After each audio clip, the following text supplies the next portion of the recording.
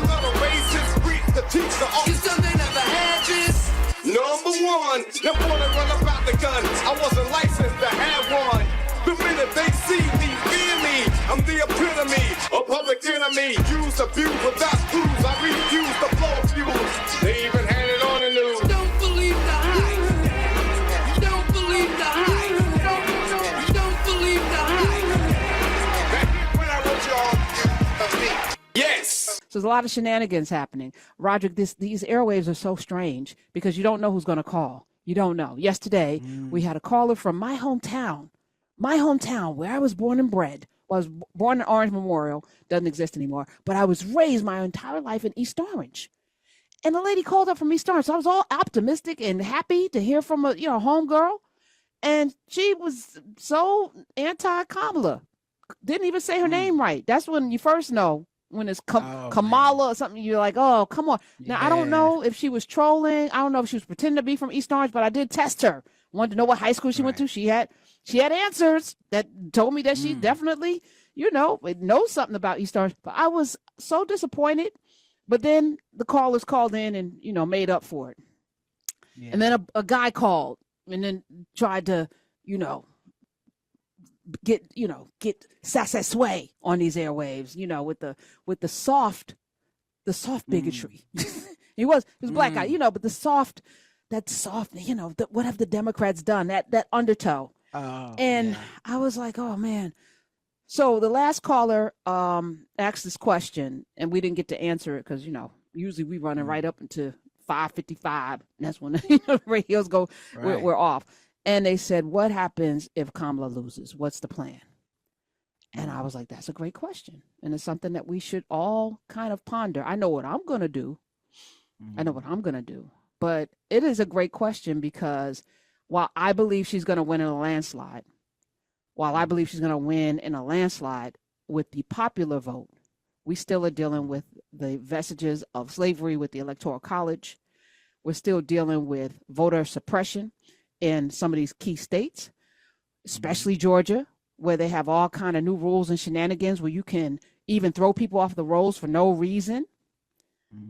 Florida, Georgia, as I mentioned, North Carolina, there's Arizona. There's some things going on where there are election officials who may not certify, even if she wins in those states.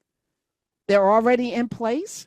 Project 2025, once they wrote a manifesto, they've already implemented the framing of it. The cornerstones are already in place. They just need the executive branch to run a Boston on us.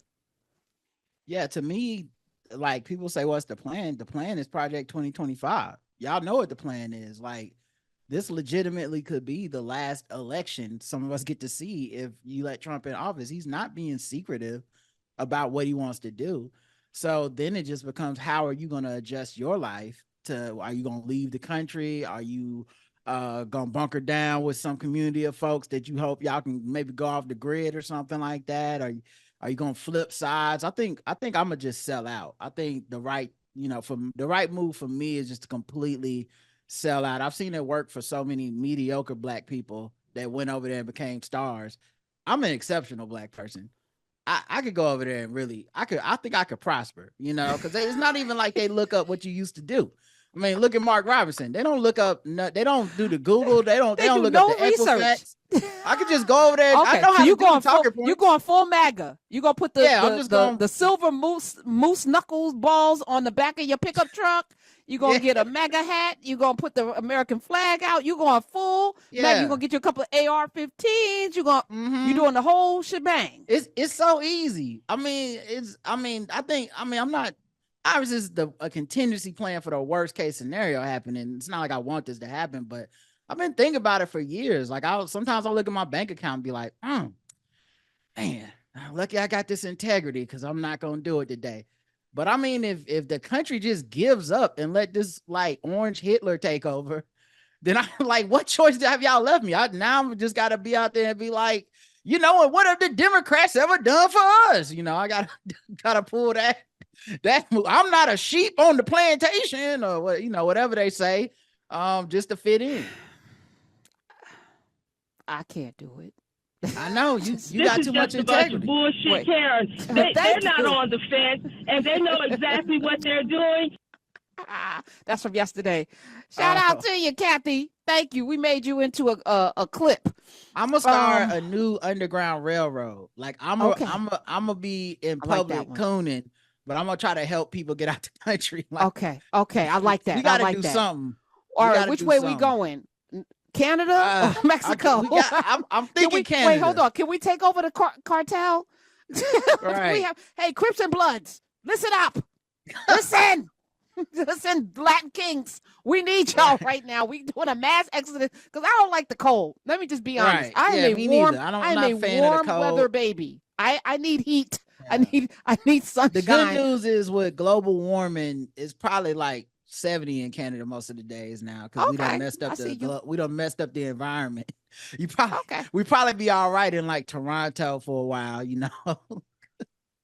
Or it could be like what Lovecraft Country season 2 would have been, or Man in the High Castle, you know, where we have these regions in the country, because I live in a state where I don't know though, because I just rode down the street the other day and I saw a Trump 2020. I was like, that's too close to where I live. But I'm glad I see you. I know where you live. I saw a sign in the street when I was taking a walk the other day, just in the middle of the partition. I was like, now who braved traffic to put that sign up there? I thought about taking it down, but I said, you know what? I'm not going to. That's what they want, me to get hit by a car. No. You should have ran it over with your car. No, you should just ran it over. Do you have an SUV? Oh, you're walking. Okay. Nah. The views expressed by the show's producers and its guests are not necessarily those of Karen Hunter or SiriusXM. He can run over a side. The hell? Okay. Oh, property damage. Smiths don't want me to go to jail for nothing. I appreciate you. All right. Or get nobody out here. Don't do that, y'all. Don't. I ain't saying he should do that. 866-801-8255. I like this Underground Railroad reverse spin. So we are okay. So we're gonna pretend that we're with the shits, and then at night we are not just no. I feel like Underground Railroad is not enough. We need to plan the resistance. Okay. You want a resistance? What I'm saying? Okay. Need to be a resistance. I'm not leaving this. I'm a little scared. I'm a little scared of the resistance people because I watched them give up under Trump, some of them. Like some of them was super loud when it was Obama running, like, we gonna do this. And then for 4 years, I'm like, what happened to the marches? We done with the marches? We done? We not running up on nobody. We just, so he could just give a rally anywhere in America in the peace in his own mind. So I just need to know if it's gonna be some real ones. It's not gonna be as many as it seemed on Twitter. So, Roderick, you're saying that the resistance should have been, if we were willing to resist, it would have already happened. But what we got is a lot of gum. What was they at from 2020 to 2024? Yeah, what was they at, dog? I seen a lot of people. 2016. Where would he from 2016 to 2020? Yeah, that's what I mean. I'm sorry, I meant 2016 to 2020. Let me what was they at? Yeah, you're right. So it ain't in them. It ain't in them to resist because they've already laid down and all they got is all the smoke, but no fire. I said that on purpose. Right. We're here. Oh, they say where there's smoke, there's fire, but sometimes where there's smoke, it's just emphysema and cancer. All right, 866-801-8255. Where there's smoke, there's ashes sometimes. Ashes, yeah. Something done burnt already. It's done. Yeah. Yeah, it's already over. Oh my goodness. All right. I'm not mad at that plan. Honestly, if she wins, if she loses the Electoral College, because if it's tied, it goes to the House of Representatives, and Mike Johnson gets to decide who's president. And the Senate gets to decide who's the vice president. And ironically, if it's tied there, Kamala Harris would deliver the deciding vote. This is unprecedented. This is unprecedented, right? So if she were to lose the Electoral College, and I was saying this, people who do what we do every day, actually, I hear what you're saying. We actually will gain a bigger audience. We actually will have more opportunities and resources while there's opposition from the government. We might be on some lists. this is where the Fannie Lou Hamers and the Martin Luther Kings and these are the times when people are really defined, right?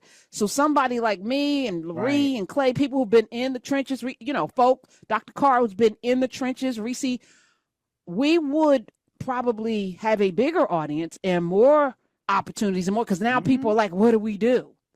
But I don't want a bigger audience. If it means I don't want that. I'd rather us have civility, peace, and possibilities. Like through the annals of American history, you can just see, like, whenever there's a tragedy, or especially a racial tragedy, that white guilt bump that everybody gets, like, people, that's how people made it. I mean, no offense to these folks, I'm sure they meant well, but that's how a lot of people made the money off of the Black Lives Matter movement, and not just saying the org, but the movement. Able to buy blue vests, lots of blue vests and things, and glasses and kufis, and all the kind. Yeah, no, you're right. I didn't say a lot of people. A lot of people. But no, I didn't say people any made names a lot of people, a lot of money. Yeah. I didn't say any book characteristics. I'm just saying, just general. Right, but there was a windfall. Yeah, there was a windfall. Right, there was a windfall. Yes, you know what I'm saying. We watched it. Yes, and like, coincidentally, when a lot of organizing stopped being on the front lines, the windfall was still falling. People were still balling. We was watching it, and so I know for our podcast, even there were people that came to us out of white guilt. We've been doing this show for about that time, like 10-12 years. Like, y'all are just now discovering us because you went and Googled Black podcasts, or who's talking about George Floyd, or who's talking about the election, and you felt bad and you wanted somebody to make you feel better, like there was some type of solution out there for you. But a lot of those tools that we had that provide solutions were the same tools we had that could have prevented tragedy. So I'm with you in that it would probably be more lucrative for us to have some disaster befall the country, but I don't want to live through that. That's not how I get down. Too many people be hurt, and especially if police have immunity.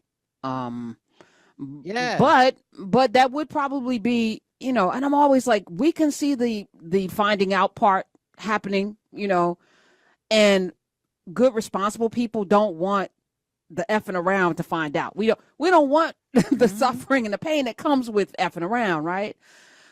But that, I think that would break this country permanently, and then out of whatever is left, we get to rebuild, much the way Nazi Germany, and then we'll wait another 40 years for the Trump stuff to come back, because it's going to be a period of time. That's all. History rhymes.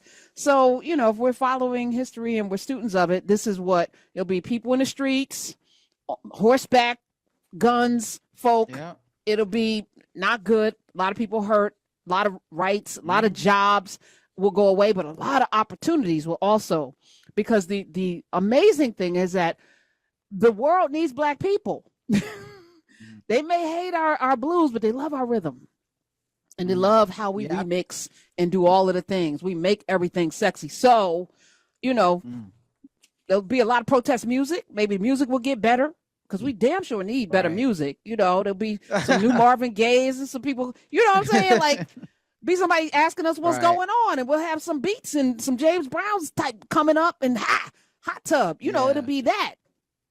Yeah, I just worry about, because I think a lot of people have this game theory of like, Trump wins the election, and then after that, we're going to really rally. We're going to get back together. We're going to get the country back. We're going to have a very left progressive coalition. And I'm like, well, we saw what happened when he won the first time. Does that feel like what we got on the other side? Do y'all feel like we got Medicare for all? I'm looking around. I feel like what we're ending up doing is making people that run as progressive or Democrats feel like I need to compromise some of my vision because I can't win if I go all the way progressive, because y'all have shown me you won't vote. And so I have to look at who will vote instead of like hoping for the miracle of the disaffected voter who will somehow magically turn out this time but never has turned out before. Like, that pipe dream leads a lot of people to losing. So all you're going to end up doing is getting more compromise to the right. And I don't like that there's still people peddling that fantasy. Even in 2024, we have less than 30 days left. What are you talking about? Well, I mean, we've watched it. Louisiana, you had an opportunity to have Gary Chambers in the Senate, and Louisiana did not show up. Right. You have states that have a very large Black population. Yes. And states where white people don't show up. Yeah. And Black people show up 20%, 27%, 15%. Like, if you're not motivated and you don't have good health care, education, or opportunities or anything, and you're bitching and complaining about the government, but you won't show up, this is that catch-22 that you find yourself in. How do you get the resources? How do you get the reparations? How do you get any of the things where you have to show up? And not showing up leaves you in a position, what Rod is saying, because politicians are going to politic. All they want is your vote. And if you're not going to vote for them, they'll switch parties. Or how they like winning for a politician. All of running is part of the job, but winning is the job. Like, correct. Like, so if you are running on something that can't win, you're wasting your time. And this is no disrespect to this man, but I remember in South Carolina when Jamie Harrison was running, everybody got really excited and he raised all that money. A lot of money. People were like, see, it's all, people make it real simple online. It's like, oh, it's all about the money. Whoever got the most money. I was like, it's not just the money. You got to reach the people. You got to make people overcome voter suppression. You got to understand what's happening on the ground game, how you win specific counties, like Stacey Abrams was doing, where you got to go hyper local and hyper like individual. And I'm not saying he didn't try those things, but I'm just saying people online were like, look at his progressive platform. Clearly he should win. And we don't like Lindsey Graham or whoever it was. We don't like them, right? So they should lose. And I'm like, it's not that damn simple. And what's going to happen next time someone runs against Lindsey Graham? They're probably going to have to be more conservative. My days are cooler, nights are warmer, and I put the blame on you. Time moves slow, but my heart beats faster. When these eyes are looking right at you, right at you. You give me something to believe in, just what I needed. You're the closest.